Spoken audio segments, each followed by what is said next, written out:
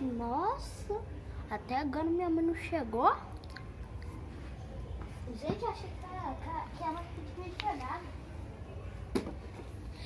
Não, mas ok, se ela não chegou, eu faço comida. Se a comida estragar, a culpa não é minha, a culpa é dela. Por quê? Ela é uma véia que não liga pra mim porque me deixaram sozinha em casa. Eu vou fazer comida aqui. Ela não sabe fazer comida? Não.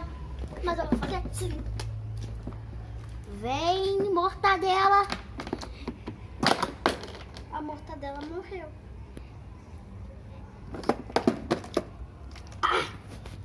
Vontade de rir, mas não sei porquê. Vem.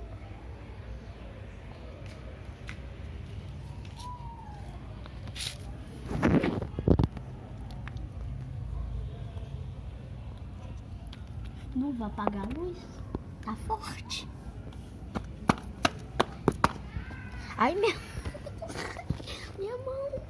Ok. Vou lavar. Ah, não. Vou beber um tiquinho de água quando lavar.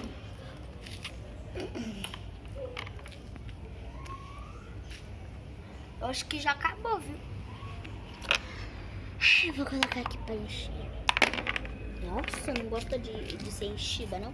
Acho que já terminou. Enquanto isso daqui vai fazendo, eu vou fazendo o tomate.